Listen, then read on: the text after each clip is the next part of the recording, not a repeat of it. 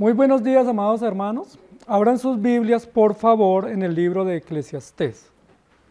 Hoy, como todos los domingos, estamos llevando una serie expositiva del libro de Eclesiastés y nos encontramos en el capítulo 8. En ese capítulo 8 estamos viendo las desigualdades de la vida. No las desigualdades que hoy el gobierno nos pone y nos vende como si fueran reales, sino qué cosas en la vida, según el rey Salomón y según la sabiduría que Dios nos da, se ven como desigualdades. Y tenemos un eslogan que es: el mundo es vanidad y Cristo es la verdad. Y sobre ese eslogan nos estamos moviendo todo el tiempo para hacer el análisis. Entonces, por favor, vamos a leer 8, 14 y 15.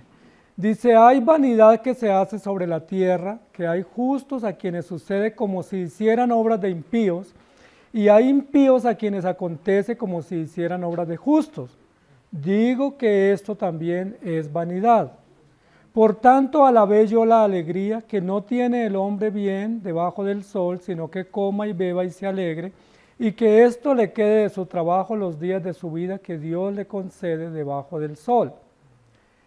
Nosotros estudiamos la semana pasada un poco el tema de algunas aparentes injusticias que nosotros vemos en la vida y situaciones que no logramos descifrar. Y hoy vamos a complementar un poco más el tema, porque a diario nos enfrentamos, bien sea en nuestra vida o en la vida de otros, con situaciones que uno dice: yo no entiendo por qué le pasa eso a esa persona. Si no entiendo esto, que para nosotros se convierte como una especie de enigma, de un laberinto, como una encrucijada, como un túnel, y uno dice: ¿por qué a esa persona le pasa eso? ¿Qué explicación damos? Y también vemos a otros que pensamos que les debiera pasar mal y pasan sabroso, ¿cierto? Y uno dice: ¿cómo así? Eso no lo entiendo. Y a veces nosotros mismos nos dedicamos a pensar, a intentar analizar, y no encontramos respuesta y decimos: algo no entiendo. Es decir, que para nosotros poder vivir debajo del sol necesitamos entendimiento, porque la vida no es simplemente vida. Se requiere entender cómo funciona la vida. Se requiere entender cuál es el estilo, la manera, la forma como la vida se desarrolla. Por ejemplo, nosotros cuando nacemos o cuando nuestros hijos nacen, nosotros soñamos que a nuestros hijos les va a ir divinamente bien. Ninguno de nosotros sueña diciendo: a mi hijo lo tendré que hospitalizar, tendrá fracturas, tendrá caídas, tendrá problemas y de pronto será bien rebelde. Pero ¿nos toca enfrentar eso o no? Nos toca, aunque no estamos preparados, porque asumimos que nuestros hijos son los mejores del mundo. Cuando uno se casa, uno dice que va a ser el hogar modelo y no va a tener problemas nunca, ¿cierto? Y serán felices y comerán perdices. Resulta que a los pocos días, a veces en la misma primera noche, viene el primer problema y el segundo, y a veces uno vive en un infierno. Uno a veces piensa que nunca se va a enfermar porque uno está sano, uno tiene buena genética, uno come bien, y a veces de un momento a otro nos sorprende un diagnóstico adverso que nos quita el sueño, que nos quita la salud, que a veces nos incapacita y que uno dice: ¿cómo podré sobrellevar esto? Estos son los misterios, los enigmas, las paradojas de la vida que tenemos que enfrentar todos y que no sabemos. Por eso el título de nuestra enseñanza hoy es: ¿entiende la vida? Es decir, hay que entender que hay realidades, hay circunstancias que pasan en la vida y que nosotros tenemos que asumirlas. Nos guste o no, nos duelan o no, hay que asumirlas porque son desafíos que vienen a la vida nuestra y para los cuales no estamos preparados. Con frecuencia oímos decir lo siguiente: esa persona tiene mucho talento, o esa persona tiene suerte, o esa persona le va bien en todo, todo lo que toca lo vuelve oro. Pareciera que vemos personas que nacen como con estrella, ¿cierto? Que tienen como una luz, como un aura, ¿sí? Y hay otros que nacen estrellados. Hay otros que uno dice: pareciera que tiene el Cristo de espaldas, ¿sí? Pareciera que anda con el pie izquierdo, pareciera que le va mal, que tuvo una maldición, y uno no puede explicar eso, humanamente no lo podemos explicar, porque algunos pareciera que tienen estrella y pareciera que otros no salen de su maldición o de sus pesares o de sus angustias. ¿Cómo lo podemos explicar? pareciera que nosotros quisiéramos tener una manera de explicarlo. A veces creemos que la vida funciona como la matemática, es decir, que 1 más 1, ¿cuánto es? Y 2 más 2, y 2 por 4. A veces pensamos que la vida funciona así, que es tan simple la vida que es simplemente 2 más 2 y 4 por 3 y ya así sabemos el resultado, pero así no funciona la vida, ni la nuestra ni la de nadie. La vida es mucho más compleja que una suma básica o que una operación elemental. Y el problema viene desde Génesis. Desde Génesis la vida es compleja porque Dios creó a Adán y Eva y los puso en el huerto del Edén y les dijo, coman de todo lo que yo les he creado, vivan bien y obedezcan mis mandamientos. ¿Y recuerdan qué hizo Adán y Eva, nuestros padres originales? Lo primero que mostraron fue rebeldía, ingratitud, insatisfacción y desobediencia para con Dios. Imagínense que Dios les dio todo un abanico de posibilidades para ellos comer, moverse y alimentarse, y ellos dijeron, no nos gusta, queremos algo más. Y en esa búsqueda se interesaron por lo que no debían interesarse. Y desde ese problema, desde ese momento, nosotros sufrimos grandes consecuencias de incertidumbre, de paradoja, de enigma en la vida, porque deseamos lo que no debemos desear y hacemos lo que no debemos hacer. Y lo que es claro y nos lleva al bien, lo desechamos y queremos experimentar lo prohibido. Y eso no me pasa ni a mí ni a usted solamente, nos pasa absolutamente a todos desde Adán y Eva. Y eso es una situación bien compleja que tenemos que entender. Yo quiero que leamos en esta mañana, además del texto de Eclesiastés, nos apoyemos en el Salmo 73, que es uno de los salmos más enigmáticos de la Biblia, del salmista, del Salterio, donde nos explica un poco eso. En el número 1 al 5 dice, ciertamente es bueno Dios para con Israel, para con los limpios de corazón. En cuanto a mí, está hablando el salmista, casi se deslizaron mis pies, por poco resbalaron mis pasos, porque tuve envidia de los arrogantes, viendo la prosperidad de los impíos.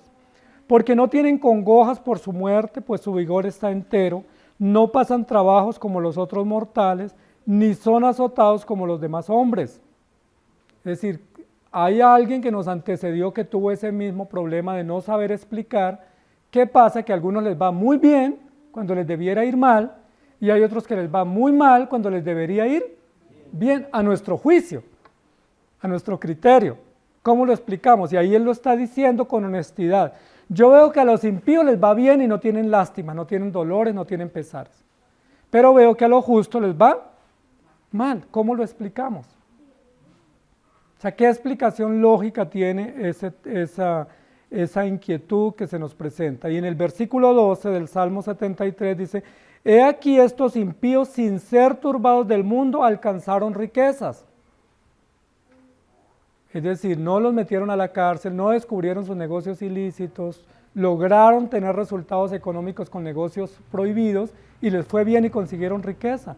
Y el pobre que se rompe el lomo trabajando justamente, trabajando honestamente, a veces no le alcanza el dinero. Era como el conflicto que él tenía en su mente y en su corazón. Y eso es lo que yo quiero que nosotros hablemos. Entonces, ¿entiende usted la vida? ¿Cómo funciona o no? ¿O todavía está luchando para entender por qué no tiene más, por qué pierde lo que tiene, por qué otros ganan más, por qué a otros les rinde más el dinero, por qué otros tienen mejor salud que usted, por qué los hijos de otros les va bien y a sus hijos les va mal? ¿Sí? Esas son las grandes luchas que tuvo el rey Salomón y que nos las va a explicar acá. Entonces, ¿cómo entender eso? Entonces, lo primero que yo quiero que hablemos en esta mañana tiene que ver con un aspecto del carácter de Dios que el rey Salomón lo toca tangencialmente y es el aspecto de la providencia. ¿Qué es la providencia? La providencia es la forma práctica como Dios gobierna. Sí, Dios gobierna, pero Dios gobierna a través de hechos civiles, de hechos políticos, de hechos sociales, de hechos naturales. Dios gobierna porque todas las cosas están bajo su cuidado. Y en su providencia Dios permite que su gobierno se ejecute, poniendo gobernantes mediante situaciones climáticas, mediante situaciones que nosotros no esperamos o no elegimos, pero que pues traen beneficio o traen afectación a nuestro juicio a la sociedad. Entonces, ¿qué es la providencia? La providencia es la manera como Dios gobierna. Ahora, ¿cuál es el enigma nuestro frente a la providencia? Que como Dios es providente, y eso ya lo sabemos y lo entendemos, nosotros quisiéramos que cuando Dios o vaya a ejecutar su providencia, nos sentara en una oficina y nos consultara si estamos de acuerdo o no. Nosotros quisiéramos eso, ¿cierto? Por ejemplo, Dios dice, voy a permitir que hayan vientos en agosto.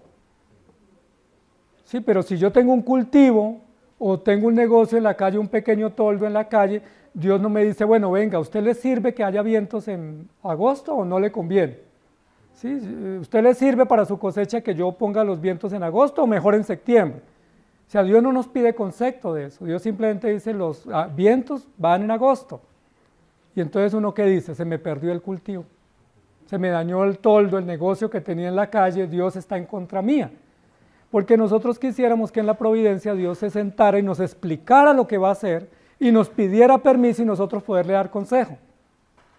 ¿Se acuerdan que ese fue uno de los grandes interrogantes de Job? Que Job le decía a Dios, bueno, si me iba a mandar esta situación tan difícil, ¿por qué no me contó? ¿Por qué no me preavisó? Recuerden que legalmente lo tienen que preavisar a uno con varios días de anticipación. ¿Por qué Dios no nos preavisa de una enfermedad? O a algunos de ustedes les ha preavisado, les manda un memorando diciendo, bueno, prepárese porque el año siguiente hay pandemia, ahorren. O prepárese porque la próxima vez que vaya al médico no le van a gustar las noticias que el médico le dé. Dios no nos preavisa, simplemente ejecuta sus planes y cuando Él los ejecuta nosotros nos sorprendemos o nos confundimos o nos ofuscamos porque decimos yo no quería ese plan. Sí, incluso uno a veces dice, si uno pudiera planear una enfermedad, uno planearía una menos dolorosa o menos incapacitante, uno la planearía después de los 80 años, pero nunca planearía una enfermedad de joven o una enfermedad difícil. Entonces, para nosotros la providencia es un enigma, pero no es que la providencia sea un enigma, la providencia es sabia, es perfecta, es justa, es oportuna, pero para nosotros se vuelve un enigma porque a nosotros no nos gusta nada de lo que Dios hace. Nosotros quisiéramos que en el día se oscurezca y en la noche salga el sol. Nosotros quisiéramos invertir todos los planes de Dios. Si Dios nos diera la oportunidad y nos diera un día para nosotros ejecutar los planes, los haríamos todo al contrario de como Dios los ha hecho. Porque así somos. Dios es providente. En su providencia es sabio, perfecto y justo. Pero nosotros no entendemos la providencia. Nosotros pensamos que la providencia está en contra de nosotros y resulta que la providencia nunca está en contra del plan de Dios o del propósito de Dios, sino a favor del plan de Dios. Siempre la providencia es buena, es para su gloria, siempre la providencia es perfecta, es justa y oportuna. Imagínense que Dios nos dijera, hoy quiere que salga el sol o no salga, mitad quiere que salga y mitad no quiere que salga. ¿Cómo hace Dios? ¿Qué haría si dependiera de nuestra disposición? Dios simplemente dice, hoy hay sol, punto, le guste o no le guste, se queme o no, le sirva para su trabajo o no, y mañana llueve. ¿Sí? Y tenemos que aceptar esa providencia porque viene de Dios, es necesaria y es para nuestro bien. Además de eso, es importante que entendamos que Dios es providente, pero que la providencia nunca pone en tela de juicio el amor de Dios para su pueblo. Es decir, nunca la providencia de Dios está en contra del pueblo de Dios, siempre es favorable para los planes de Dios de su pueblo y de su redención, siempre aunque no nos parezca.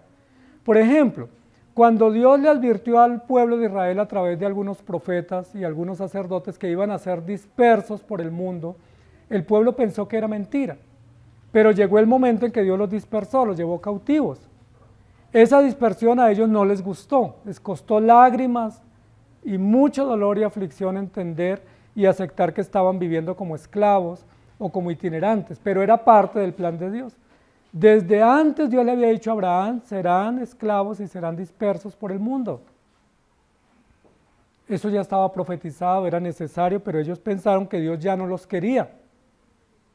Cuando Dios permite situaciones difíciles a nuestra vida, lo más natural, lo más inmediato es pensar que Dios está en contra de nosotros. O que Dios se olvidó de nosotros. ¿Recuerdan una pregunta que el rey David la mencionó varias veces? Que cuando él estaba en aflicción, todos los que lo conocían le decían, ¿y dónde está su Dios? ¿Sí recuerdan? Cuando él pasaba aflicción, cuando él perdía guerras o cuando pasó situaciones muy difíciles, él dice que él escuchaba que los demás decían y le parecía que los demás le decían, ¿y dónde está su Dios? No es que su Dios es bueno y milagroso y lo sana y lo cuida, ¿y por qué no lo cuida? Jeremías también se preguntó, Isaías también se preguntó lo mismo, Job también, ¿dónde está el Dios nuestro cuando nosotros sufrimos? ¿Y qué respuesta damos? Pues está con nosotros.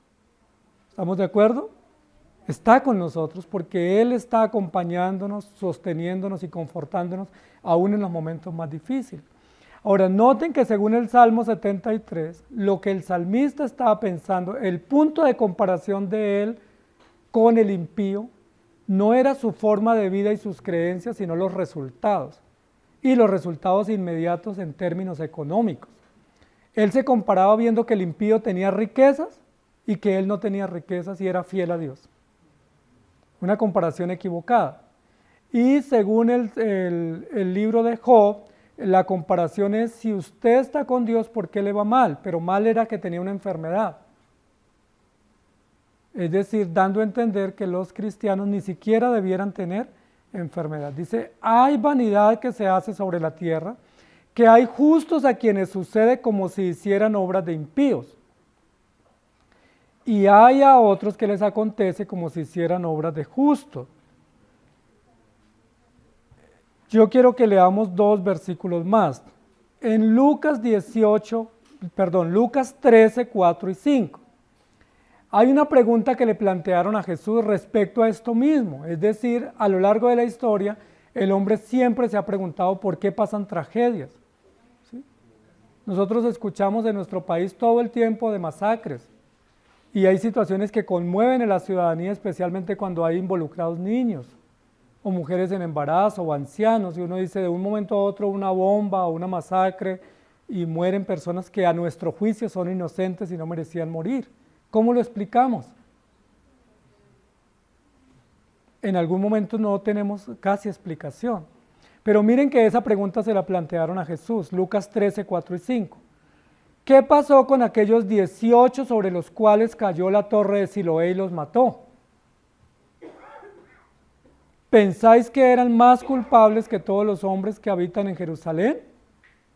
Os digo, no, antes si no os arrepentís, todos pereceréis igualmente. A Jesús le hicieron esa pregunta. Le dijeron, bueno, si eso es así, que a los malos les va mal y a los buenos les va bien, ¿por qué a unos hombres que estaban construyendo una torre se les cayó la torre y los mató? Y eran 18, una masacre, una tragedia. Pues en la época antigua que 18 personas mueran en una construcción es una tragedia muy grande. Hoy en día eso habría investigaciones, cerrarían la obra, sancionan al constructor. Bueno, hay mucha intervención para poder saber qué fue lo que pasó, quién falló. Y le preguntan a Jesús, ¿qué pasó? ¿Eran muy malos? ¿Que les cayó la torre y los mató? ¿Y qué les dijo Jesús? Ellos no son más malos que ustedes. Ellos son tan malos como ustedes. Es decir, ¿para qué sucedió eso? Para mostrar que Dios es justo, que Dios es soberano, pero también como una advertencia que a mí no me ha caído la torre, pero me debería caer también. Es decir, yo me he librado de que me caiga una torre y me mate, o me caiga un rayo, porque no soy más bueno que aquellos que mueren de esa manera tan trágica. ¿Sí me hago entender? En lugar de pensar que ellos eran tan malos y merecían ese castigo, tenemos que pensar que todos somos malos, todos somos culpables y todos merecíamos morir. Recuerden lo que dice la Biblia en los comienzos, en los libros de la ley, el alma que pecare, morirá. ¿Quién de aquí no ha pecado? ¿Por qué estamos vivos? Sería la pregunta, ¿cierto? Imagínense que todos decimos mentiras. Voy a llegar y no llegamos, te llamo y no te llamo, llego temprano y no llego temprano. ¿Qué pasaría si sucediera como Ananías y Zafira? Que dijeron una mentira y murieron inmediatamente, súbitamente. ¿Qué pasaría con nosotros si dijéramos una mentira y muriéramos enseguida? terrible, ¿cierto? Pero estamos vivos no porque no seamos mentirosos, no porque no seamos malos, sino porque Dios es bueno, misericordioso, es providente. Entonces, siempre que suceden esas tragedias que son inexplicables para la mente humana, la explicación nuestra es que Dios es justo, Dios es soberano, tiene control, y esas personas que murieron no eran inocentes. Ante Dios no eran inocentes, pero eran bebés, tampoco, porque los niños tampoco son inocentes, también son pecadores. Todos, hombre y toda mujer es pecadora en la tierra, así haya transgredido un solo punto de la ley, es transgresor de la ley. ¿Cómo más podemos explicar este tema tan complejo? Lo podemos explicar a través del Salmo 73, versículo 1. Deténganse por favor en la primera línea de ese texto, que es un salmo de mucha queja y de mucha paradoja para el salmista. ¿Recuerdan cómo comienza ese salmo diciendo: ciertamente es bueno Dios para con Israel, para con los limpios de corazón? Ese es el punto de apoyo en el cual comienza a analizar el salmista lo que a él le preocupa. El punto de partida, el fundamento, la base, la roca sobre la cual él se para poder expresar todas sus preguntas es: ciertamente es bueno Dios para con Israel. O como dicen otros salmos, ciertamente Dios es bueno para con su pueblo. ¿Sí me hago entender? Hay muchas preguntas que no vamos a poder resolver, que nos hacen nuestros hijos, que nos hacen otros y que nosotros también nos planteamos. ¿Cómo explicar que un edificio se caiga y mate centenares de personas? ¿Cómo explicar que hay personas en la casa y hay un terremoto y mueren de manera repentina? ¿Eso cómo lo explicamos? Lo explicamos de dos maneras. Dios es justo y todos tenemos que morir porque somos culpables y ellos murieron de esa manera, nosotros tenemos que morir de otra forma quizás. Y lo explicamos también diciendo que a pesar de eso Dios es bueno para con su pueblo y nos da la oportunidad de reconocer nuestros pecados y de arrepentirnos, pero que el hecho en sí no tiene una explicación porque es parte de la providencia que termina siendo un poco complicada para nosotros. Entonces, ¿la providencia es un enigma? ¿Sí o no? No. Para nosotros es un enigma porque somos finitos, pero la providencia no es un enigma porque la providencia es sabia y es clara y es perfecta y Dios la ejecuta de manera correcta y no hay engaño ni maldad en la ejecución de esa providencia. Simplemente nosotros no la entendemos.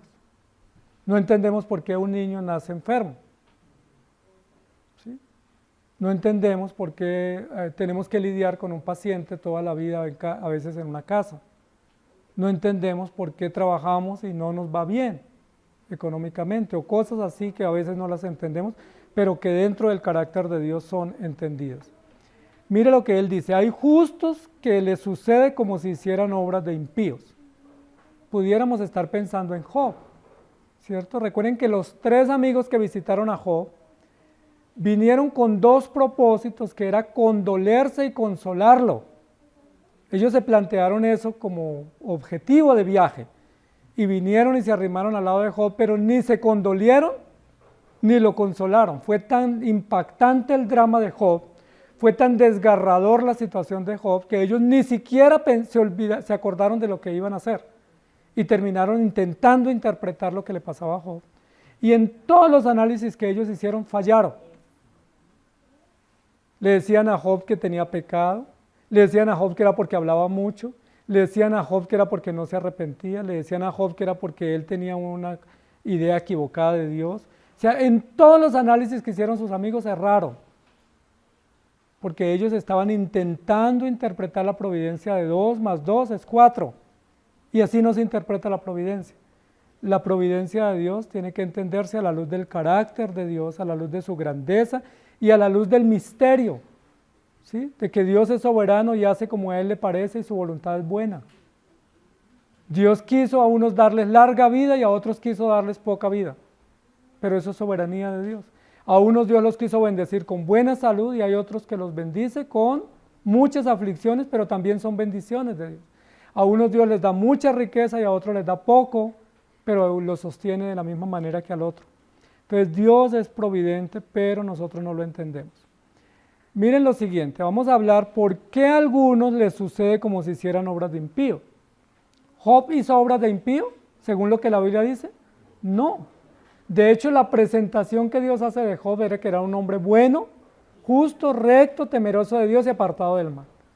Un lujo de presentación, una hoja de vida impecable, según Dios nos da a conocer su concepto de Job. Sin embargo, ¿cómo le fue a Job varios meses? Terrible, ¿cierto? Dice la Biblia que era una vergüenza pública él, que no dormía, que alucinaba, deliraba, estaba lleno de gusanos, de maloliente, perdió reputación, perdió el honor, perdió los hijos, perdió la riqueza, perdió la salud, perdió todo lo que humanamente uno pudiera tener.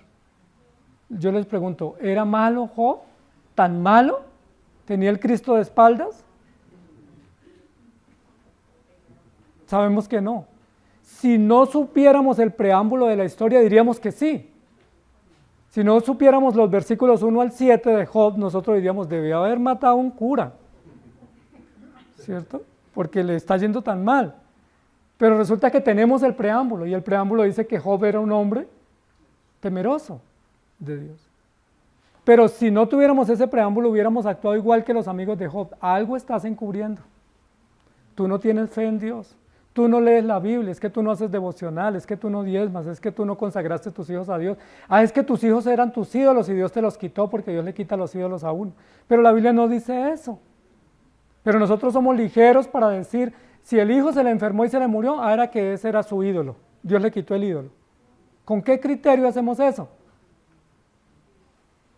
Es que le quitó el trabajo. Es que confiaba en el trabajo y Dios le quitó el trabajo para que no confíe en el trabajo.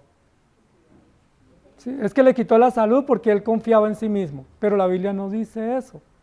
¿Cómo entender que hay algunos que les sucede como si hicieran, no hacen, pero es como si hicieran obras de impíos? Y hay a otros que les va como si hicieran obras de justos. Ese misterio para nosotros termina siendo bien complejo porque no lo entendemos. Hay buenos que les va mal y hay malos que les va bien. Bajo el sol estamos hablando. Aquí debajo del sol vemos eso y lo entendemos. Por ejemplo, otro caso que tenemos en la Biblia es la vida de José. Cuando uno mira la película de José, es una película muy cautivadora, pero dramática. José era uno de los hijos menores de Jacob. Era un hijo trabajador, servicial, amado por su padre. Era un hijo que había nacido en la vejez de Jacob y Jacob lo quería mucho, lo defendía y lo protegía, pero no dice la Biblia más. Luego dice que como Dios le había dado un don y era el don de poder tener sueños y poder interpretarlos, entonces los hermanos le tenían envidia, ¿sí? Pero José no estaba haciendo nada malo. José le contó algunos de los sueños a Jacob y a sus hermanos más envidia le tenían. ¿Qué de malo hay hasta aquí en José? Yo no tengo la culpa de ser un hijo querido en la casa, de tener algunos dones, algunas virtudes, yo no tengo esa culpa. ¿Pero qué los hermanos le tenían envidia? Era culpa de ellos. Sin embargo, ¿cómo le fue a José? Lo vendieron, lo tuvieron como esclavo, estuvo en la prisión varias veces, estuvo acusado falsamente, estuvo condenado por falso testimonio, viviendo más de 20 años sin saber de sus hermanos en el extranjero, pasando grandes necesidades, de un momento a otro desprenderse de su casa sin ninguna razón lógica. Es decir, es un drama, ¿sí? Un hijo forzado a irse de su tierra y de su casa por una acusación falsa de unos hermanos y por la envidia de los hermanos. Esos son los casos que estamos explicando, que hay buenos que les va mal y hay malos que les va bien. ¿Y cómo lo podemos explicar? Bueno, ciertamente Dios es bueno y justo y hace conforme a su voluntad y nosotros no lo entendemos porque lo hace así. El Salmo 73, versículo 18 al 20 continúa diciendo lo siguiente: ciertamente los has puesto en deslizaderos, es decir, a los malos que les va bien aparentemente. En asolamiento los harás caer. ¿Cómo han sido asolados de repente? Perecieron, se consumieron de terrores, como sueño del que despierta, Así, Señor, cuando despertares, menospreciarás su apariencia. Hay una confusión muy grande en el escritor, en el salmista, porque a veces los mira, se compara y los admira. Y luego en el siguiente paso termina diciendo, no, pero les va a ir mal. ¿Sí? Está confundido emocionalmente y termina diciendo, cuando ellos despierten del sueño en el cual están, porque les está yendo bien, se van a dar cuenta que Dios los va a azotar y que hay consecuencias terribles. Y efectivamente eso es cierto. Luego en el versículo 22, una reveladora confesión que dice, tan torpe era yo que no entendía. Era como una bestia delante de ti. Miren lo terrible, ¿cierto? Esa es la confesión que hace el salmista. Yo soy hijo tuyo, yo estoy en tu casa y comprendo tu forma de actuar, entiendo cómo tú eres soberano y justo y bueno, pero soy tan torpe, soy como un burro, como una bestia, como un mulo, que no entiendo nada. Pero no es que no entiendo. O sea, es que lo que él debía entender era cómo Dios actúa, pero resulta que él quería entender cómo a los otros les va bien. Y eso yo no lo puedo entender. A mí me basta con saber cómo Dios actúa y saber que el actuar de Dios es soberano y justo y que a los impíos les va a ir mal. A los malos y a los buenos se les tiene que juzgar no por los resultados temporales, sino por el destino eterno. Es a la luz del destino eterno que tenemos que hacer juicios de valor, no a la luz de un hecho. ¿Sí? Yo puedo hacer un negocio y me puede ir bien, pero no a la luz de ese negocio hago el análisis, sino a la luz de cuál es el destino eterno de esa persona que le está yendo bien en un negocio. ¿Cuál es el destino eterno de esa persona que tiene buena salud y prospera? ¿Cuál es? Si es un justo, pues el destino eterno es bueno, es glorioso, es maravilloso. Y si es un necio, su destino eterno es terriblemente mal, como lo dice acá. Por eso el salmista dice, yo era tan torpe que no entendía. ¿Qué era lo que no entendía el salmista? Que él no se debía comparar con el necio, es decir, que no hay punto de comparación. Si yo me comparo a la luz de la billetera, pues obviamente muchos me llevan ventaja. A la luz de la salud, muchos me llevan ventaja. A la luz de placeres, muchos nos llevan ventaja. Pero no hay punto de comparación con el necio. Porque si nos vamos a comparar es cuál es el destino de él y cuál es el destino mío. Y cuál es el destino del rico, del opulento, del que vive en placeres, del que vive en bacanales, cuál es el destino, si no se arrepiente. Condenación, confusión y turbación. ¿Y cuál es el destino a veces del pobre pero justo? A veces del enfermo pero temeroso de Dios. A veces del que tiene grandes calamidades pero confía en el Señor. ¿Cuál es el destino? Pues un gozo eterno. Afligido aquí, pero lleno de gozo y de esperanza por la eternidad. Eso no lo entendía el salmista. Y en el versículo 27 y 28 dice, porque he aquí los que se alejan de ti perecerán. Tú destruirás a todo aquel que de ti se aparta. Pero en cuanto a mí, el acercarme a Dios es el bien. He puesto en Jehová el Señor mi esperanza para contar todas sus obras. En ese versículo tiene unos minutos de lucidez para él poder decir y hacer el análisis correcto. Ellos les va bien, sí, pero les va bien aquí, temporal. ¿Y luego cómo les va a ir? Mal. Ahora, ¿qué sentido tiene que en este corto paréntesis de la vida nos vaya bien y en el largo periodo de vida eterna nos vaya mal? O sea, mire que solo por sentido común tendríamos que sacar la conclusión. Si a mí me dijeran, le va a ir un mes bien, pero va a tener 80 años mal, ¿qué debiera yo elegir si soy un poquito inteligente? ¿Sí me hago entender? Ese es el punto de comparación. ¿Qué sentido tiene que le vaya 80 años bien acá y una eternidad en turbación y en aflicción? ¿Tiene sentido? No tiene sentido, y eso tenemos que pensarlo para nosotros y eso tenemos que pensarlo para el impío y para nuestros hijos también, porque a veces queremos que a nuestros hijos les vaya tan bien acá que los alejamos de Cristo para que les vaya bien acá. Y al alejarlos de Cristo les va a ir muy bien acá, pero no sabemos, o ya mejor sabemos cómo les va a ir si se apartan del Señor. Por eso dice la Biblia, es mejor un día cerca de ti que 1000 fuera de ellos. Entonces, amados hermanos, aquí hay aflicciones posiblemente a algunos les ha tocado en esta vida tan difícil como Job o como muchos, como José o como Daniel o como los apóstoles que sufrieron mucho. Pero recuerden lo que dice la Escritura, esta leve tribulación momentánea.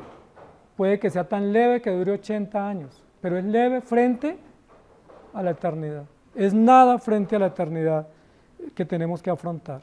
Romanos 11:33 dice, oh profundidad de las riquezas, de la sabiduría y de la ciencia de Dios, cuán insondables son sus juicios e inescrutables sus caminos. La magnitud del conocimiento de Dios es tan grande que nunca lo vamos a poder descifrar. Ahora, el problema es que nosotros hemos pensado que aquí vinimos a vivir sabroso y que uno nace para vivir feliz y para tener dinero y que todos lo quieran y lo defiendan y lo protejan y uno sueña con ese país de las maravillas que no existe. Nuestros hijos los consentimos al máximo en la casa y los tratamos bien. Apenas salen de casa y van al jardín infantil, ¿cómo los tratan? Sus compañeritos. Les hacen bullying, se burlan de ellos, los maltratan, tienen sufrimientos y ahí se dan cuenta que la vida no es de príncipes y de princesas, sino a veces es una guerra donde tenemos que defendernos para salir adelante. Y así nos pasa a todos. La vida no es tan romántica y tan placentera como la soñamos. La vida está llena de aflicciones, de traiciones, de desavenencias, de desacuerdos, de crisis y muchas veces se requiere gran fortaleza física, espiritual y emocional para salir adelante. Y obviamente en el caso de nosotros los cristianos se requiere gran fe y confianza. Miren lo que dice Jesús sobre los fariseos, Lucas 6:24. Mas ay de vosotros ricos, porque ya tenéis vuestro consuelo. Uno admira al rico y uno lo codicia y lo envidia, porque el rico tiene todo lo que él necesita para vivir, pero mire lo que dice el Señor Jesús, es los labios de Jesús. ¡Ay de los ricos! Porque ya tienen todo solucionado. Y como tienen todo solucionado, ¿de quién no necesitan? No necesitan de Dios. Recuerden que la oración del Padre Nuestro dice, el pan nuestro de cada día, dánoslo. Y el rico no ora así porque el rico ya tiene todo el futuro asegurado. Él no se preocupa por el pan de mañana porque ya tiene todo solucionado. ¿Quién le toca orar por el pan de mañana? Al pobre. Es decir, es una virtud ser pobre y creyente porque tenemos la esperanza de que vamos a nuestro Dios y nos sustenta, pero es una maldición ser rico e incrédulo.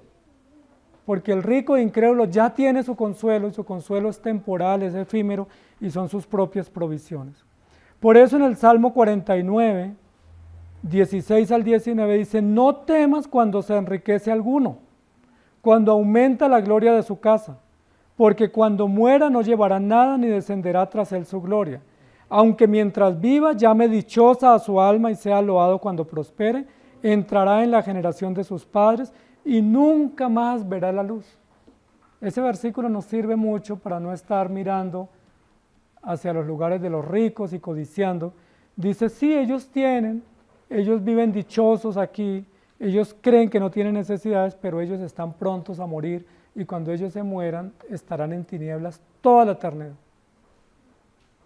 Y esa es la contradicción que plantea el rey Salomón, que el justo tiene fe pero quiere vivir como el rico o como el impío, cuando no debiera admirar o compararse con el impío. Y que el impío muchas veces vemos que le va tan bien que pensamos que es buen impío, ¿sí? Que es un buen ladrón, un buen adúltero, porque le va bien. Y resulta que está separado de Dios y no va a tener nada bueno. Hay hombres justos que les va como si fueran impíos. Y hay hombres impíos que les va como si fueran hombres justos. ¿Cómo explicarlo? Todo eso también es vanidad. Y lo otro que quiero que mencionemos aquí para poder contextualizar es que también dentro del texto nos da pie para decir lo siguiente, y es que hay justos que siendo justos viven como impíos. Es decir, no les va como impíos, sino que viven como impíos, y al vivir como impíos cosechan consecuencias naturales de su mal vivir, porque debiendo vivir bien, viven mal. ¿Me hago entender? Es decir, son justos, tienen la fe verdadera, pero no viven como si fueran justos, sino viven como impíos. Lo denuncia el apóstol Pablo en la iglesia de Corinto. Envidias, celos, orgías, disensiones, desavenencias, obviamente, pues hay consecuencias. ¿Ustedes alguna vez jugaron a tirar piedras para arriba? Siempre que uno tira piedras para arriba, alguna le cae en la cabeza a uno. Sí, eso es sentido común. Yo no puedo tirar piedras para arriba y pensar que nunca me van a caer. Es muy probable que me voy a golpear. Y cuando me golpeé, ¿fue culpa de Dios? ¿Fue una prueba? ¿Es un misterio? No, es una consecuencia natural. Yo les he dicho que acá en mi frente tengo una hermosa cicatriz en mi gran frente. Y es una cicatriz porque me puse a jugar con un molino, de esos de moler el maíz, y mi mamá me decía, no juegue con el manubrio del molino porque usted se va a golpear. Pero eso es tan rico, uno darle velocidad y luego soltarlo. ¿Sí? Y le di tanta velocidad y lo solté, pero metí la cabeza y ahí está el resultado. Me acompaña toda la vida una hermosa cicatriz no de prueba, de consecuencia. ¿Sí me hago entender? Hay que diferenciar qué es una prueba. El caso de Job era una prueba. Era una forma que Dios providencialmente permitió para Job para mostrar la gloria de Dios, para mostrarle a Satanás que estaba equivocado y que la verdad la tiene Dios y que Job no servía a Dios de balde, sino que temía a Dios de verdad. Fue una prueba para Job. Por eso fue tan difícil de entender. Pero hay cosas que nosotros vivimos y no son pruebas, son consecuencias. Por ejemplo, si yo voy al médico y el médico me da una fórmula y yo no me la tomo la fórmula, ¿qué va a pasar? Mi situación de salud se pone grave y yo no puedo decir, oren por mí porque estoy pasando una prueba de salud. No, oren por mí para que yo sea obediente y ponga atención a lo que el médico me recomienda y pueda confiar que a través de las medicinas voy a tener mejor salud. ¿Me hago entender? Muchas de las cosas que nosotros pasamos, decimos, eso es un misterio, es una prueba difícil. No, no son pruebas, muchas son consecuencias. ¿Sí? Pongamos un ejemplo, vamos a construir un lugarcito para irnos a vivir. ¿Sí? Y ese lugarcito es una sábana y en las 4 esquinas vamos a poner 4 varas para que sostengan la sábana y nos vamos a quedar ahí viviendo. ¿Sí? Vamos a hacer todos nuestros trabajos, pero cada cosa que vamos sacando del toldo del rancho, la vamos a ir tirando encima de la sábana. ¿Sí? Entonces vamos a echar ahí las basuras, vamos a echar ahí un juego, un juguete, vamos a poner ahí una cosa. ¿Qué va a pasar con el paso de los días? Se va a caer esa sábana o ese toldo y nos vamos a quedar sin casa. ¿Fue una prueba? ¿Fue una situación difícil, misteriosa? Es la consecuencia sumada de muchos días de necedad. ¿Sí? Hay personas que han tomado toda la vida, ¿qué es lo que les espera según la salud natural? Que se enferman. Que han fumado toda la vida, tienen consecuencias. Que no han descansado, ¿qué consecuencias hay si no descansamos? Entonces hay que comprender y diferenciar qué es una prueba y qué es una circunstancia de consecuencia. Si usted se va ahora para su casa y su carro está fallando los frenos, pero usted dice, no, yo confío en el Señor que voy a llegar, y se estrella, ¿fue una prueba? No, es una consecuencia por su necedad, porque usted tenía que haber llevado el vehículo a revisarle los frenos. Usted no podía salir así. Si yo estoy con sueño y no dormí bien, pero cojo un vehículo y salgo a la calle, me voy a estrellar, no es una prueba. Oren por mí que tengo una prueba y estoy en el hospital. No, oren por mí porque yo soy necio, soy rebelde y no debiendo manejar, manejé y tengo las consecuencias. Gracias a Dios estoy vivo. ¿Sí? Debiera haberme muerto. ¿Sí me hago entender? Porque solemos atribuirle a Dios y atribuir al misterio cosas que no son misteriosas, son simplemente consecuencias. Si andamos sobre el piso mojado nos caemos, lo dice Eclesiastés eso, lo dice Proverbios. Dice, si alguien se suena duro la nariz, pues le sale sangre. Y si alguien bate la leche, pues le sale mantequilla. Es decir, consecuencias naturales de nuestras obras, y a eso es lo que se está refiriendo el rey Salomón. Hay personas que a veces vemos que les va tan mal cuando esperaríamos que les vaya bien, pero no les va mal porque Dios sea malo o injusto, sino porque están cosechando consecuencias naturales de malas acciones, de malas decisiones, de malas reacciones. Y hay que diferenciar eso para no embolatarnos y para saber orar. En lugar de decirse, oren porque tengo una prueba, deberían decir, oren porque yo soy rebelde y no obedezco. Y hago siempre las cosas en contra, y al hacerlas en contra cosecho consecuencias. ¿Sí me hago entender la diferencia? Porque es muy bonito orar para que Dios nos quite la prueba, pero pocos decimos, mire, oren porque es que yo voy al médico y no le hago caso al médico. Yo no me someto en el trabajo y están que me echan del trabajo porque yo no cumplo mis deberes del trabajo. Y si me quedo sin trabajo, no es que Dios sea malo, no es que la vida sea injusta, no es que esté pasando una situación misteriosa, sino que yo he obrado mal y aquí está la consecuencia. Miremos algunos textos en 2 de Samuel 12, 10 al 14. Dice, por lo cual ahora no se apartará jamás de tu casa la espada, por cuanto me menospreciaste y tomaste la mujer de Urías Eteo para que fuese tu mujer. Estamos hablando de David.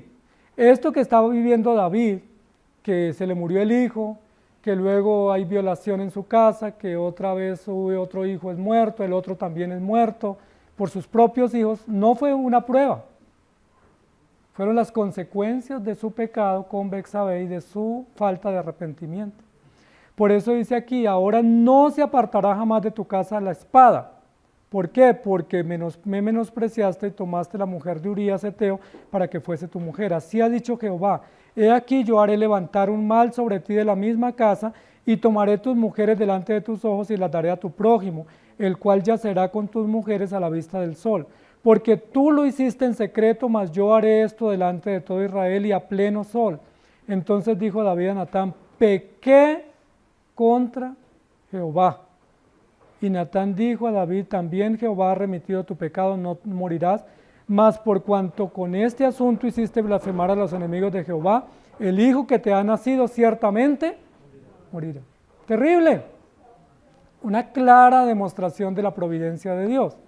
¿Qué esperaríamos? Que David se arrepiente y el hijo no se muere. ¿Qué hubiéramos dicho? Gloria a Dios, Dios respondió mi oración. Pero él dice, yo pequé. ¿Qué le dice Natán? Dios ya te perdonó, pero tu hijo va a morir. ¿Qué diríamos? Eso no es justo, ya me arrepentí. Si ya me arrepentí, no es justo que muera mi hijo. Si yo ya confesé mi pecado, no es justo que tenga semejante dolor. Pero yo le pregunto, ¿era justo o no era justo? Era justo que muriera su hijo porque ese hijo era una de las consecuencias que había dicho David que debían recaer sobre el infame que había hecho semejante maldad. Y Natán le dijo, ¿ese eres tú, oh rey? Eso que tú sentenciaste a favor de un tercero viene sobre ti. Si el hijo de David hubiera vivido, ¿qué hubiéramos dicho nosotros? Ah, Dios no cumple su palabra. Si el hijo de David hubiera vivido, hubieran dicho, es que el poder de la oración lo sanó o lo protegió. Pero miren que Dios es justo, no solamente le pasó eso, sino que siguieron viniéndole consecuencias a David terribles, que uno diría, ¿por qué le vinieron si él ya se arrepintió? Porque Dios no obra como nosotros esperamos que obre. Dios obra de manera soberana. Nosotros siempre que tenemos un paciente enfermo, siempre nosotros oramos para que Dios lo sane, y Dios lo puede sanar. Pero no siempre Dios sana a los enfermos. Muchas veces de una enfermedad tenemos que irnos. Y eso también es respuesta de Dios, y eso también es soberanía de Dios. Y eso también debemos agradecer si en alguno de los casos uno de nuestros pacientes se muere, también Dios es soberano, fue Dios el que se lo llevó. Y no quedamos en vergüenza porque Dios es el que controla todas las cosas. Ezequiel 29, 17 al 20. Aconteció en el año 27, en el mes primero, el día primero del mes, que vino mi palabra de Jehová diciendo, hijo de hombre, Nabucodonosor, rey de Babilonia, hizo a su ejército prestar un arduo servicio contra Tiro. Toda cabeza ha quedado calva y toda espalda desollada, y ni para él ni para su ejército hubo paga de Tiro por el servicio que prestó contra ella. Por tanto, así ha dicho Jehová el Señor, he aquí que yo doy a Nabucodonosor, rey de Babilonia, la tierra de Egipto, y él tomará sus riquezas y recogerá sus despojos, y arrebatará botín y habrá paga para su ejército, Por su trabajo con que sirvió contra ella le he dado la tierra de Egipto, porque trabajaron para mí, dice Jehová el Señor. Esto es otro de los misterios que está develando Salomón. Hay hombres injustos que hacen cosas que son buenas y deben recibir el premio, ¿o no? Este es uno, Nabucodonosor. Nabucodonosor era un rey impío, era un rey pagano, era un rey de un gran imperio que oprimió al pueblo de Dios. Sin embargo, fue instrumento en las manos de Dios para derrotar a Tiro. Y como derrotó a Tiro y venció a Tiro, Dios está diciendo, bueno, ¿y a él qué se le dio?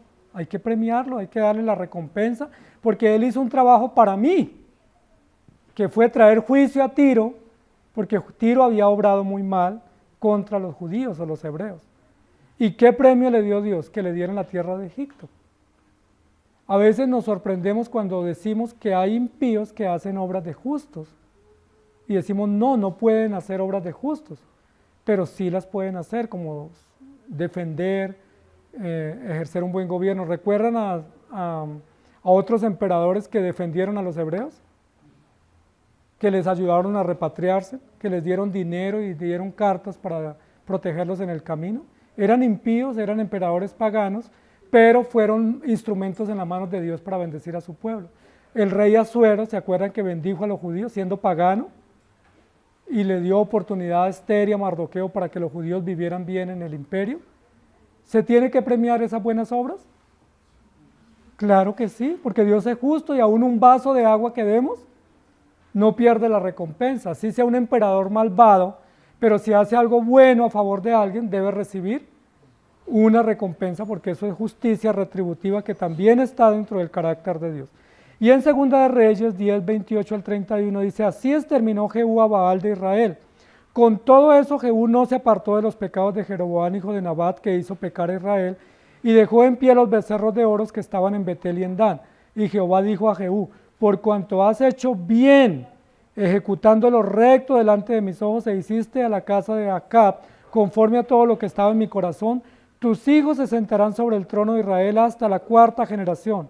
Mas Jehú no cuidó de andar en la ley de Jehová, Dios de Israel, con todo su corazón, ni se apartó de los pecados de Jeroboam, el que había hecho pecar a Israel. Miren que hay como una confusión. Como hizo algo bueno, Dios lo premió, pero Jehú siguió obrando mal, pero ya Dios le había dado un premio que no se lo iba a quitar, y era que sus hijos iban a reinar hasta la 4ª generación. ¿Entienden ustedes cómo funciona la vida? Complicado. Hay episodios bien difíciles de descifrar, pero lo único que podemos entender es que Dios es justo, que Dios es bueno, que Dios es soberano, que Él es providente y que como Él hace las cosas, está bien. Y que aunque no las entendamos, siempre las cosas que Dios hace son para bien de su nombre, pero también para bien de nosotros sus hijos.